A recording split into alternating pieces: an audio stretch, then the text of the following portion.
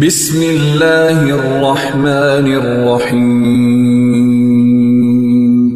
نحمده ونصلي ونسلم على رسوله الكريم وعلى آله الطيبين الطاهرين وعلى أصحابه أجمعين أما بعد فأعوذ بالله من الشیطان الرجیم بسم اللہ الرحمن الرحیم۔ چینل فہم قرآن و حدیث کے سلسلہ فہم قرآن میں خوش آمدید۔ آج ہم سورہ بقرہ کی آیت نمبر 16 پڑھنے اور سمجھنے کی سعادت حاصل کریں گے۔ دعا ہے رب کریم عمل کی بھی توفیق عطا فرمائے، آمین۔ اولئک الذین اشتروا الضلالۃ بالہدی فما ربحت تجارتهم وما كانوا مہتدین۔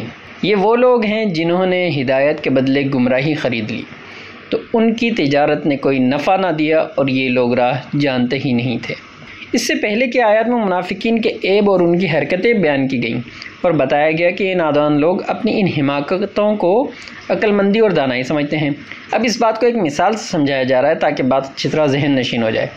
رب کریم کی طرف سے انسان کو عقل سلیم عطا کی گئی تاکہ وہ اچھے برے کی پہچان کر سکے اور برائی سے بچ کر اچھائی کا راستہ اختیار کرے، لیکن یہ منافقین اپنے برے اخلاق اور غلط راستوں کے اختیار کرنے میں اتنا آگے بڑھ چکے ہیں کہ انہیں نور ہدایت سامنے ہوتے ہوئے بھی نظر نہیں آتا، اور انہوں نے کلمہ توحید کی صرف اتنی قیمت جانی کہ اس سے دنیاوی فائدہ اٹھایا جا سکے، حالانکہ آخرت کی نعمتیں دنیاوی فائدے کے مقابلے میں 1000 گنا زیادہ بہتر ہیں۔ آیت مبارکہ میں ہدایت کے بدلے گمراہی خریدنے سے مراد یہ ہے کہ ان لوگوں نے ایمان کے بجائے کفر کو اختیار کیا۔ ان کی مثال اسی طرح ہے جیسے کوئی احمق قیمتی موتی یا جواہرات وغیرہ دے کر مٹی کے کھلونے خرید لے، جو کہ تجارت کے اصولوں کے مطابق بہت گھاٹے کا سودا ہے۔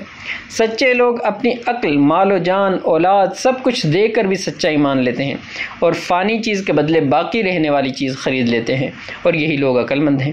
دعائے رب کریم ہمیں قرآن و حدیث کے مطابق زندگی بسر کرنے کی توفیق عطا فرمائے، آمین۔ زندگی نے وفا کی تو اگلی ویڈیو میں پھر ملاقات ہوگی، اس وقت تک کے لیے اللہ حافظ۔ السلام علیکم ورحمۃ اللہ وبرکاتہ۔